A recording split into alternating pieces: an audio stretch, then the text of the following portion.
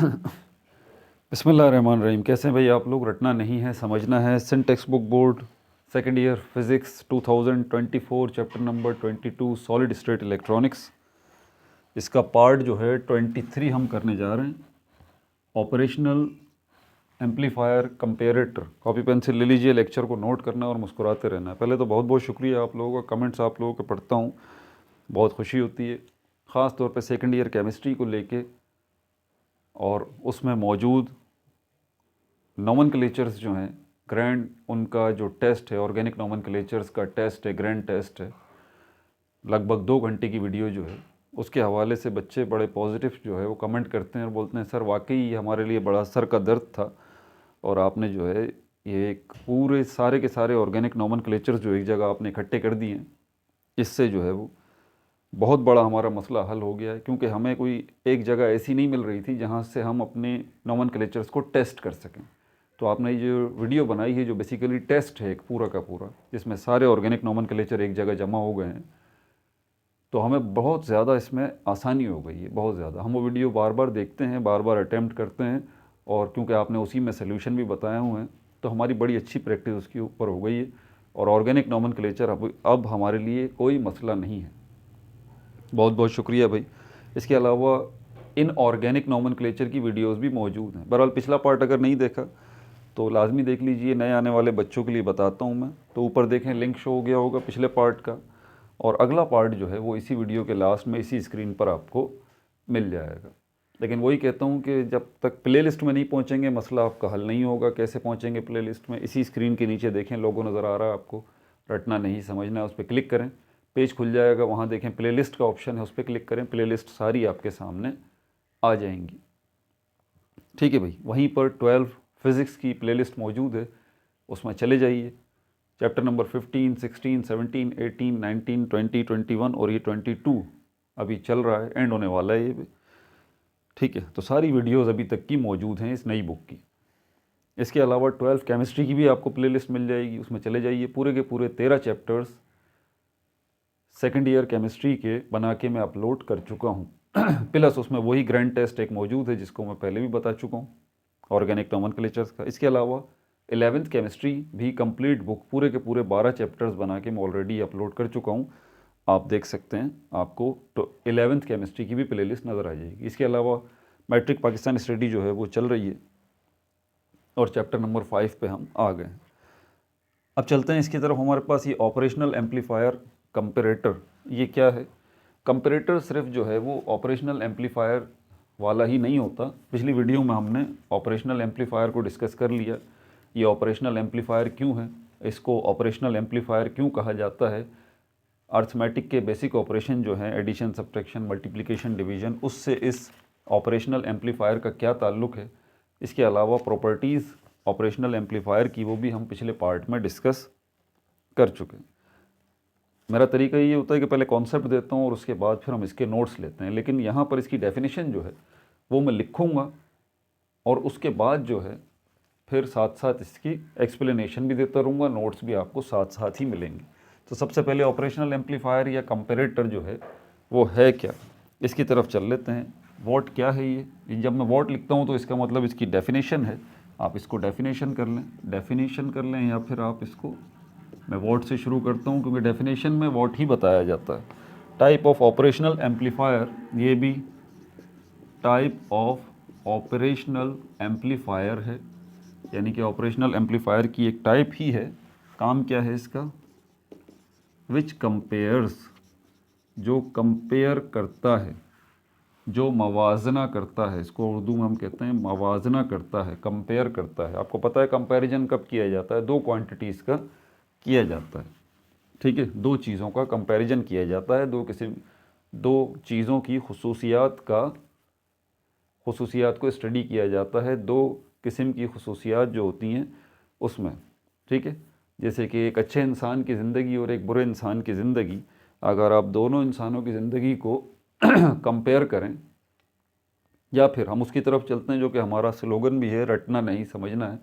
तो आसान ज़बान में अगर आप उस बच्चे को देखें जो कि रट्टे लगाता है, मनोवन याद कर लेता है जो कुछ भी लिखा हुआ है बग़ैर अपने दिमाग का इस्तेमाल किए हुए, बस रट्टे मारे और बेहतरीन उसने जो है वो पोजीशनें लेता रहा है वो स्कूल लाइफ के अंदर, फर्स्ट पोजीशन। क्यों? क्योंकि जो कॉपी में लिखा हुआ है रटा रटाया उसने वैसे ही छाप दिया है, ठीक है, और उसकी फर्स्ट पोजीशन आ गई है। उससे पूछा जाए कि भाई आपने लिखा क्या है, समझा दें, तो वो बोलेगा समझा तो नहीं सकता, मैंने तो याद कर लिया और लिख लिया है, और मेरी फर्स्ट पोजीशन आ गई है और बल्ले बल्ले हो गई है, और पूरे ख़ानदान में नाम हो गया, वाह भैया फर्स्ट पोजीशन, हर साल फर्स्ट पोजीशन। एक दूसरा बच्चा है जो कि एवरेज स्टूडेंट है, जो कि समझने पे ज़्यादा ध्यान देता है एज़ कम्पेयर टू रटने पे। तो वो समझता है उसकी परसेंटेज इतनी अच्छी नहीं आती, क्योंकि हमारी तरफ रट्टा सिस्टम है सारा का सारा, ठीक है।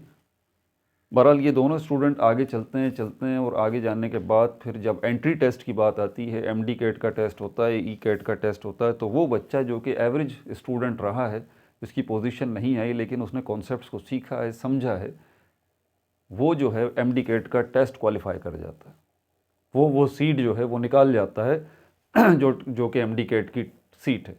लेकिन वो बच्चा जो है वो जो इसकी पोजीशन हर साल आ रही थी, क्योंकि उसने अपने दिमाग का तो इस्तेमाल किया ही नहीं एमडी कैट के टेस्ट के अंदर, वो बच्चा रह गया, उसकी पोजीशंस जो हर साल उसको मिल रही थी उससे कोई फ़ायदा उसको नहीं मिला। तो इन दोनों बच्चों की स्टडीज़ को अगर हम कंपैरिजन करें तो मवाजना करें तो हमें क्लियरली नज़र आ जाएगा कि एक बच्चा जो है वो तो अपने दिमाग का इस्तेमाल करता है, समझता है, जबकि दूसरा बच्चा जो है वो सिर्फ याद करने पे ध्यान देता है, ठीक है। तो इन द लास्ट रिज़ल्ट क्या निकलता है कि वो जो एवरेज बच्चा होता है वो एमडी कैट टेस्ट को क्वालिफाई कर लेता है, क्योंकि वो कॉन्सेप्ट सीखने पे ज़्यादा ध्यान देता है, ना कि उनको रटने पे। बहरहाल तो ये यहाँ पर भी यही है सिस्टम के ऑपरेशनल एम्पलीफायर जो है वो, ये operational amplifier as comparator, as लगाना भूल गया, एज का मतलब होता है बहैसियत, ठीक है, बहैसियत। ऑपरेशनल एम्पलीफायर कंपेरेटर की हैसियत से हम स्टडी करने जा रहे हैं, ऑपरेशनल एम्पलीफायर कंपेरेटर की हैसियत से हम स्टडी करने जा रहे हैं, यानी कि ऑपरेशनल एम्पलीफायर जो है वो कंपेरेटर का किरदार अदा करेगा, मवाजना करने का किरदार अदा करेगा, कंपेयर करने का किरदार अदा करेगा। किस चीज़ को कंपेयर करेगा ये ऑपरेशनल एम्पलीफायर? दो वोल्टेजेस को, ये एक पॉजिटिव वोल्टेज है और ये एक नेगेटिव वोल्टेज है, इन दोनों वोल्टेजेस को कंपेयर करेगा। अगर इनमें से कोई किसी से ज़्यादा है या इनमें से कोई किसी से कम है, तो इनको कंपेयर करके वो हमें रिज़ल्ट बताएगा आउटपुट साइड पे कि रिज़ल्ट क्या मिलेगा। क्या कहा मैंने कि ऑपरेशनल एम्पलीफायर इनपुट वोल्टेज और ये जो पॉजिटिव वोल्ट है और ये जो नेगेटिव वोल्टेज है, इन दोनों वोल्टेजेस को कंपेयर करेगा, इनका मवाजना करेगा और फाइनली हमें रिज़ल्ट जो है वो देगा आउटपुट की शक्ल में। और आउटपुट से जो हमें रिज़ल्ट मिलेगा उससे हम ये नतीजा निकालेंगे कि इन दोनों की कंपैरिजन के नतीजे में कौन सा वोल्टेज जो है वो ज़्यादा है और कौन सा वोल्टेज जो है वो कम है, इनमें क्या फ़र्क है, ठीक है भाई। तो इन दोनों वोल्टेजेस का कंपैरिजन होगा। Type of operational amplifier which compares to input voltages, which compares to input voltages, ये रहे वो दोनों इनपुट वोल्टेजेस, एक पॉजिटिव और दूसरा नेगेटिव, ठीक है। तो ये तो समझ में आ गया कि ऑपरेशनल एम्पलीफायर कर क्या रहा है, कंपेयर कर रहा है कि किसको कंपेयर कर रहा है, टू इनपुट वोल्टेजेस को, इन दोनों इनपुट वोल्टेजेस को, ठीक है भाई। एंड उसके बाद क्या कर रहा है कंपेयर करने के बाद एंड आउटपुट्स का मतलब ये है कि रिजल्ट देता है, और इसका रिजल्ट, आउटपुट्स का मतलब यहाँ पर क्या है, आपको रिजल्ट देता है, एंड आउटपुट्स एंड रिजल्ट देता है अ बाइनरी सिग्नल,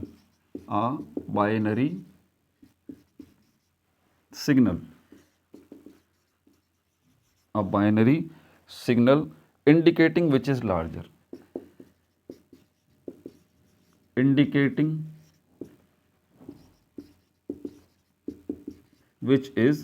larger, अब ज़रा इस डेफिनेशन को अगर आप समझ लेंगे ना तो कोई भी आपके जहन में किसी भी किस्म की कन्फ्यूजन नहीं होगी, ठीक है भाई। धीरे धीरे इसको लेके चलते हैं। ऑपरेशनल एम्पलीफायर एज कंपेरेटर, आपसे कोई पूछता है कि भाई ऑपरेशनल एम्पलीफायर जो है वो कंपेरेटर के तौर पर अपना क्या किरदार अदा कर रहा है, तो आप उसको बता दें भाई ऑपरेशनल एम्पलीफायर कंपेरेटर के तौर पर कंपैरिजन कर रहा है, मवाजना कर रहा है। वो आपसे पूछता है भाई किसका मवाजना कर रहा है, आप बोलें कि इनपुट वोल्टेजेस का मवाजना कर रहा है, उनको कंपेयर कर रहा है, दो इनपुट वोल्टेजेस जो हैं, ठीक है। फिर वो आपसे पूछता है ठीक है भाई, उसने मवाजना कर लिया, कंपैरिजन कर लिया, अब वो क्या करेगा, ऑपरेशनल एम्पलीफायर। तो आप बोलें कि अब ऑपरेशनल एम्पलीफायर कंपेयर करने के बाद दोनों इनपुट वोल्टेजेस को रिजल्ट देगा, आउटपुट्स रिजल्ट देगा। रिजल्ट किस शक्ल में देगा, आप बाइनरी सिग्नल, एक बाइनरी सिग्नल की शक्ल में रिजल्ट देगा। अब ये बाइनरी सिग्नल से आपने परेशान नहीं होना, ये आगे चल के इसके ऊपर डिस्कस हो जाएगा तफसील के साथ, अभी मैं इसको छेड़ना नहीं चाहता, ठीक है, क्योंकि अगला चैप्टर जो है वो इसी के ऊपर है बेसिकली। तो आपको जो रिज़ल्ट देगा आसान लफ्ज़ों में किस में देगा, आउटपुट वोल्टेज की शक्ल में ही देगा। मतलब ये इनपुट वोल्टेज हो गया, ये भी इनपुट वोल्टेज हो गया, ये आउटपुट वोल्टेज हो गया। वो जो कह रहा है ना कि आपको दोनों इनपुट वोल्टेजेस को कंपेयर करके आपको रिज़ल्ट देगा, आपको आउटपुट देगा, तो बाइनरी सिग्नल की शक्ल में देगा। तो आप इससे परेशान ना हो, ये डेफिनेशन है, आप इसको कहें कि वो आउटपुट वोल्टेज की शक्ल में ही हमें रिज़ल्ट देगा, ठीक है। और ये आउटपुट वोल्टेज जो है, जिसको क्या कहा जा रहा है, बाइनरी सिग्नल कहा जा रहा है, ये हमें क्या बताएगा, इंडिकेटिंग, ये हमें बताएगा, ये आउटपुट वोल्टेज जो है इंडिकेटिंग, ये हमें बताएगा विच इज़ लार्जर, कि ये इनपुट जो दो वोल्टेजेस हैं, इन दोनों में से कौन सा ज़्यादा है, कौन सा कम है। आप यहाँ पर देखें तो इनपुट वोल्टेज पॉजिटिव वाला +9 वोल्ट और नेगेटिव वाला -9 वोल्ट। तो जब ये ऑपरेशनल होता है तो क्या एग्जैक्ट यही दोनों वैल्यूज़ चल रही होती हैं, फिर तो मसला ही कोई नहीं रहा ना। अगर ये +9 वोल्ट है और ये -9 वोल्ट है, ये तो हम दे रहे हैं, लेकिन क्या आगे भी ये ऐसे ही जा रहा है, नहीं, आगे ऐसे नहीं जा रहा, बल्कि इनमें कमी ज़्यादती हो जाती है, अप एंड डाउन सिस्टम हो जाता है। पॉजिटिव इनपुट वोल्टेज ज़्यादा है कभी, तो नेगेटिव इनपुट वोल्टेज कम है, कभी नेगेटिव इनपुट वोल्टेज ज़्यादा है तो पॉजिटिव इनपुट वोल्टेज कम है, ठीक है। तो ये कम ज़्यादा होता रहता है। ऑपरेशनल एम्पलीफायर इसी कमी ज़्यादती को कंपेयर करेगा दोनों इनपुट्स के, और फिर हमें आउटपुट देगा एक बाइनरी सिग्नल की शक्ल में, फिर हमें आउटपुट देगा एक वोल्टेज की शक्ल में, और वो वोल्टेज हमें बताएगा कि इन दोनों में से कौन सा ज़्यादा है। आया ये पॉजिटिव इनपुट वोल्टेज ज़्यादा है या फिर ये नेगेटिव इनपुट वोल्टेज ज़्यादा है, ठीक है भाई। Type of operational amplifier which compares, जो कि कंपेयर करता है टू इनपुट वोल्टेजेस को, एंड आउटपुट्स, और रिजल्ट देता है आप बाइनरी सिग्नल, एक बाइनरी सिग्नल की शक्ल में, या वोल्टेज आउटपुट वोल्टेज की शक्ल में। और ये आउटपुट वोल्टेज इंडिकेटिंग बताता है आपको विच इज़ लार्जर, कौन सा बड़ा है, इनपुट पॉजिटिव इनपुट वोल्टेज बड़ा है या नेगेटिव इनपुट वोल्टेज बड़ा है, ये बताएगा आपको बाइनरी सिग्नल या आउटपुट वोल्टेज। ये कोर कॉन्सेप्ट है, ये पहला स्टेप है इसको समझने का, ठीक है भाई, समझ में आ गई बात।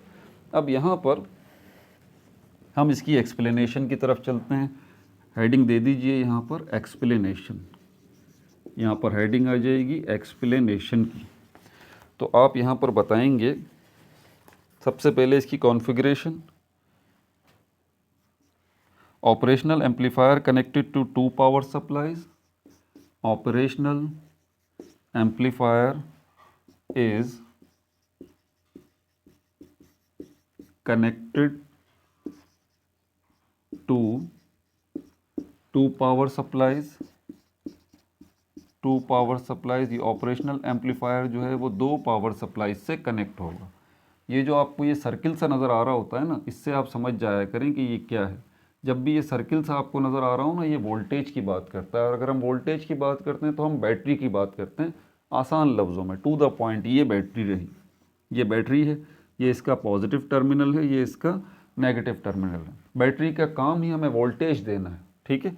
तो यहाँ पर ये जो सर्किल बना हुआ आपको इस तरह से डायग्राम में जब भी नज़र आए तो समझ जाइए कि ये बैटरी यहाँ पर है। तो ये एक वोल्टेज, और बैटरी का काम क्या है, वोल्टेज देना। एक वोल्टेज यहाँ से आ रहा है नेगेटिव वोल्टेज, दूसरा वोल्टेज यहाँ से आ रहा है पॉजिटिव वोल्टेज, 2 इनपुट वोल्टेज हो गए, ठीक है भाई। तो operational amplifier is connected to 2 power supplies, ठीक है भाई। One battery 9 volt, one battery 9 volt, इसमें मैथमेटिकल इक्वेशन भी अभी इसकी आएगी, connected between one battery 9 volt connected between, अच्छा इसमें पॉजिटिव और नेगेटिव का ध्यान रखना है, ये +9 वोल्ट वाली है, पॉजिटिव 9 वोल्ट वाली, connected between 0 volt line, 0 volt line जिसको हम अर्थ भी कहते हैं, ये रहा 0 वोल्ट लाइन, ये रहा,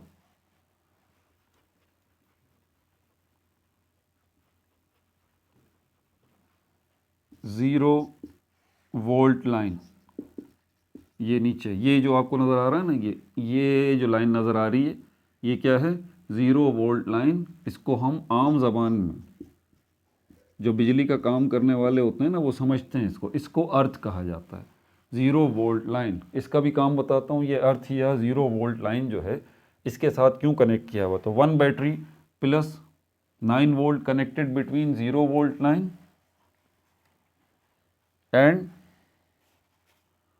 इसको हटाते हैं, अब ये बताओ, 9 volt connected between 0 volt line and positive 9 volt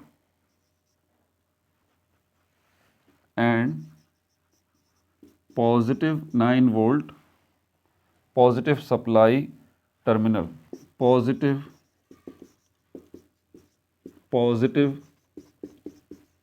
supply terminal, positive supply terminal, यानी कि ये वाला जो है, आप ज़रा देखिएगा, ठीक है, ये रही आपकी, क्या लिखा हुआ है यहाँ पर, one battery 9 volt connected between, जो एक बैटरी है इसकी है 9 वोल्ट की, connected between 0 volt line and +9 volt positive supply terminal. तो ये जो बैटरी है 9 वोल्ट की, ये किन दो के दरमियान कनेक्ट हुई हुई है, 0 वोल्ट लाइन, ये रहा 0 वोल्ट लाइन इसके, and +9 volt positive supply terminal, positive supply terminal, ये देखें, ये रही, ठीक है भाई, ये पॉजिटिव सप्लाई टर्मिनल हो गया, और ये आपका 0 वोल्ट लाइन हो गया। 0 वोल्ट लाइन और पॉजिटिव सप्लाई टर्मिनल, इनके दरमियान कनेक्ट है ये बैटरी, ये रही, ये जो डॉट डॉट डॉट आपको नज़र आ रहा है ना, ये पहली बैटरी है, ठीक है भाई। तो पहली बैटरी ने देखें किस तरह से कनेक्ट किया हुआ है, ठीक है, ये 9 वोल्ट की बैटरी है, ये वाली जो डॉट डॉट से रिप्रेजेंट की गई है, 0 वोल्ट लाइन से कनेक्ट हुआ हुआ है, और दूसरा हिस्सा इसके किसके साथ कनेक्ट हुआ हुआ है, इस एम्पलीफायर के पॉजिटिव टर्मिनल से, और ये पॉजिटिव टर्मिनल कितना है, ये +9 वोल्ट का है, +9 वोल्ट का है, ठीक है भाई, समझ में आ गया। 0 वोल्ट लाइन, पॉजिटिव टर्मिनल सब 9 वोल्ट का, ये रहा आपकी बैटरी। तो one battery 9 volt connected between 0 volt line and +9 volt positive supply terminal, ये रहा इसके साथ कनेक्ट, ठीक है भाई। अदर बैटरी, अब दूसरी बैटरी की बात आएगी, अदर बैटरी, अब ये वाली बैटरी की बात हो रही है, ये वाली जो एरो नज़र आ रहा है आपको, dot dot dot dot dot, ठीक है। Other battery connected between, other battery connected between, other battery connected between 0 volt line, 0 volt line, 0 volt line and negative supply terminal, and negative supply terminal, ठीक है भाई। ये रही दूसरी battery, ये रही यहाँ से, ये रही दूसरी बैटरी, और ये किसके दरमियान कनेक्ट है, 0 वोल्ट लाइन और नेगेटिव सप्लाई टर्मिनल जो कि -9 वोल्ट का है, ये रहा, ठीक है। तो अगर आप गौर करें तो दोनों बैटरियों का एक एक हिस्सा किसके साथ कनेक्ट है, इस 0 वोल्ट लाइन के साथ कनेक्ट है, इस 0 वोल्ट लाइन के साथ कनेक्ट है, जबकि बैटरी का दूसरा हिस्सा, एक बैटरी का दूसरा हिस्सा पॉजिटिव टर्मिनल से कनेक्ट है, और इस बैटरी का दूसरा हिस्सा नेगेटिव टर्मिनल से कनेक्ट है, ठीक है भाई, ये भी हो गया। अब आगे चलते हैं, अब इसकी ज़रा मैथमेटिक्स की तरफ चल लेते हैं थोड़ी सी इसकी।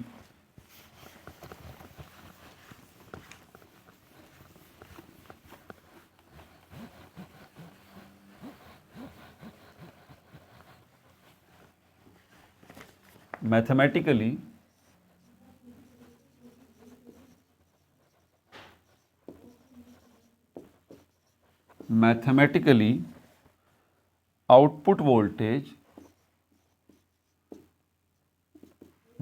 आउटपुट, अब ये जो आउटपुट साइड पे वोल्टेज आ रहा है, वोल्टेज आउटपुट बराबर है G naught into positive voltage minus negative voltage. ठीक है भाई। अब यहाँ ये जी नॉट क्या है, इसको भी ज़रा देख लें कि जी नॉट जो है ये क्या है, ओपन लूप वोल्टेज गेन, इसको हम कहते हैं open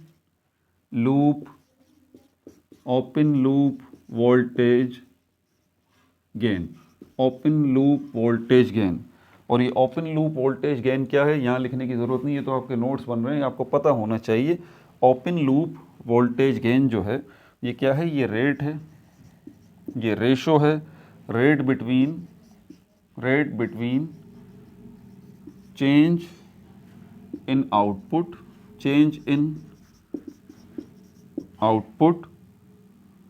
and change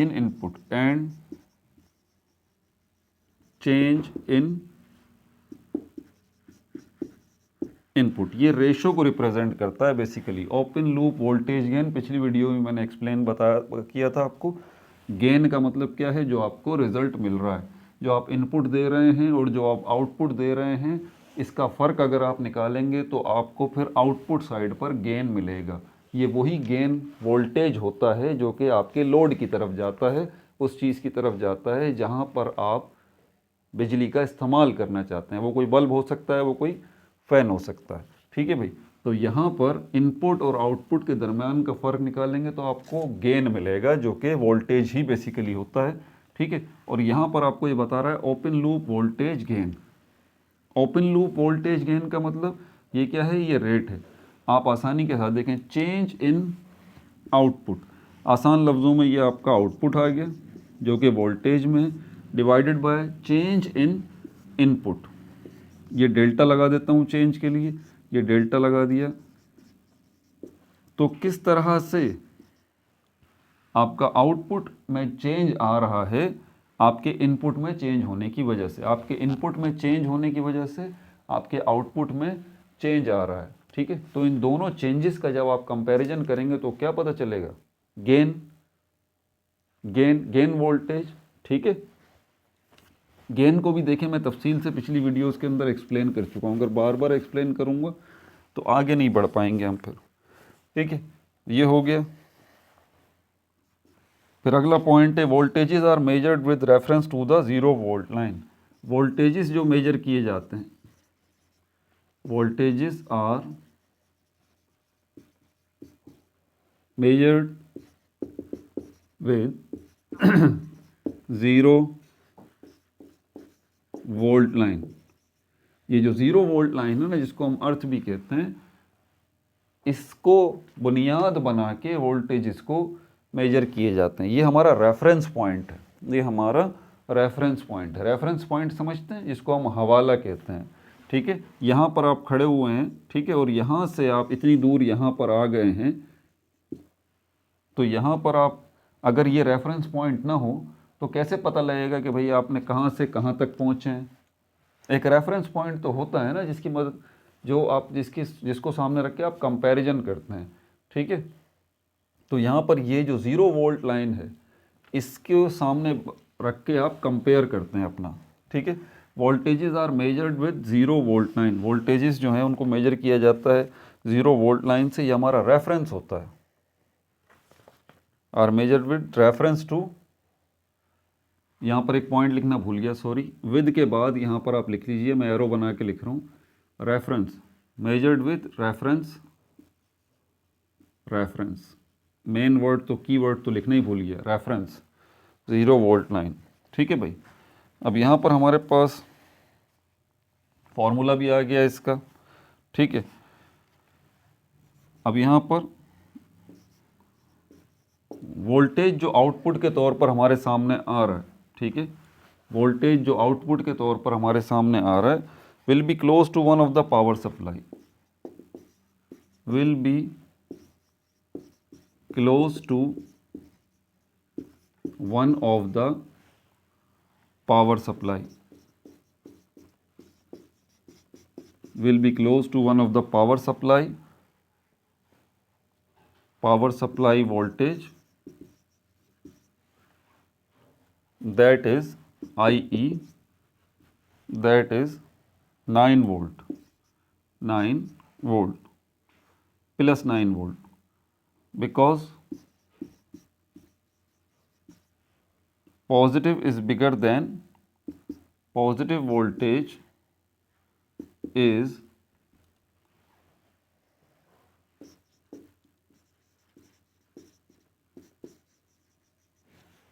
bigger than negative voltage,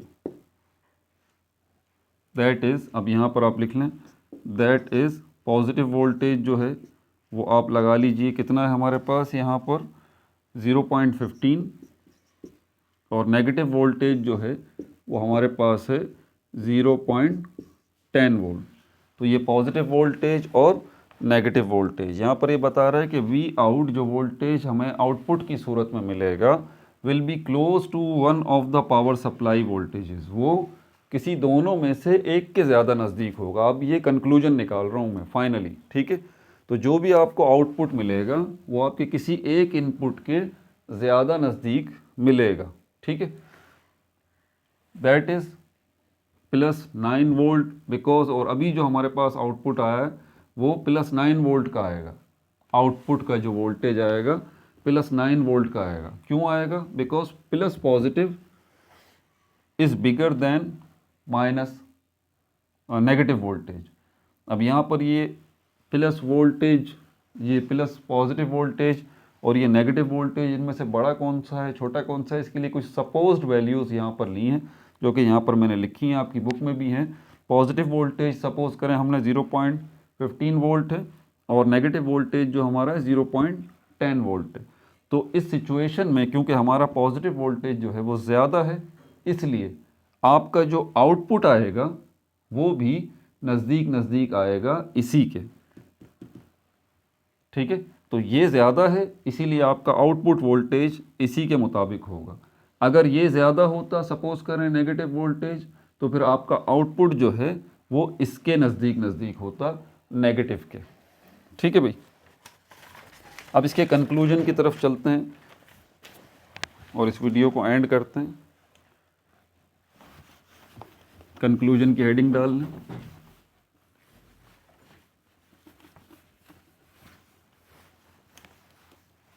conclusion,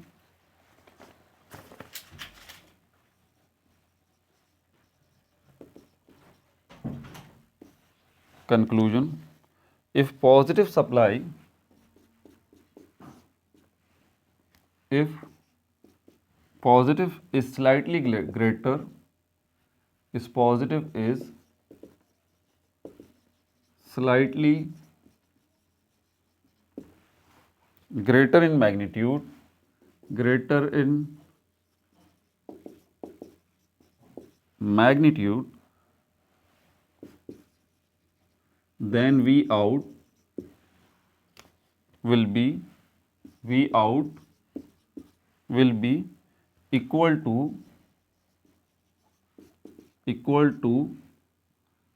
positive supply voltage, positive supply voltage. पहले इसको लिख लें फिर मैं आपको अभी इसको एक्सप्लेन कर देता हूँ। पहले इसको लिख लें आप, positive supply voltage +9 volt.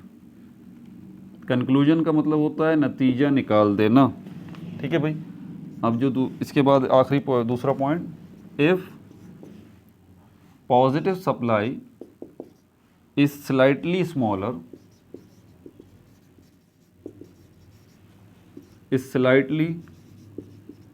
smaller than negative supply, comma, then V out will be equal, V out will be equal to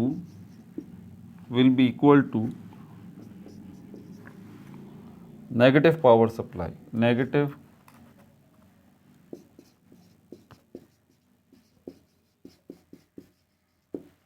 power supply voltage. ठीक है भाई, अब शुरू से दोबारा करते हैं।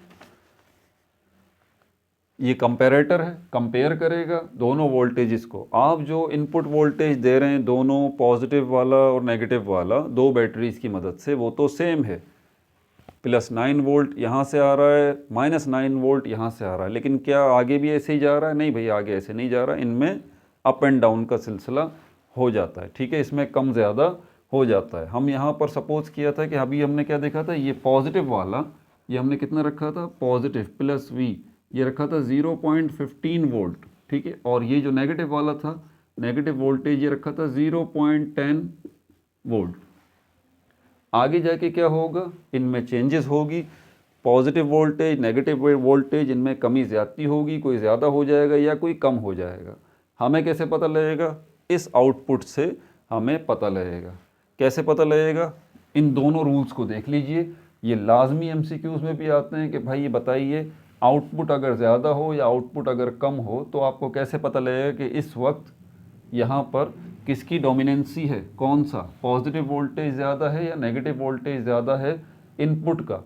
तो कैसे पता लगेगा पॉजिटिव वोल्टेज इनपुट का ज़्यादा है या नेगेटिव वोल्टेज इनपुट का ज़्यादा है? यहाँ पर ये शर्त बता रहा है, बोल रहा है if positive voltage is slightly greater than magnitude.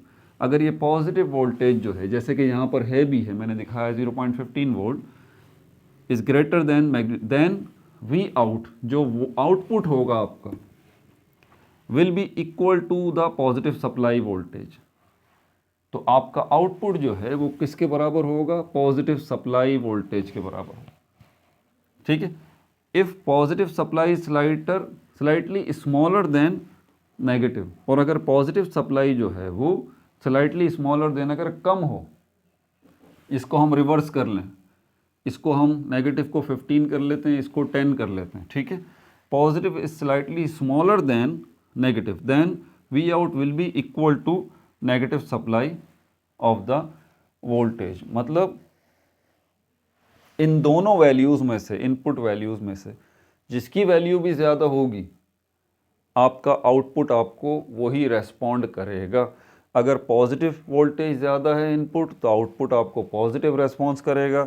अगर आपका जो है वो नेगेटिव वोल्टेज ज़्यादा है तो फिर इनपुट का, तो आपको आउटपुट जो है वो नेगेटिवली रेस्पॉन्स करेगा। ठीक है भाई, ये भी हमारा हो गया। अब जो है हमारे पास नेगेटिव फीडबैक सिस्टम, इसको देखेंगे अगले पार्ट के अंदर। अपना बहुत ज़्यादा ख्याल रखिएगा। ठीक है भाई, no like no subscribe, only share.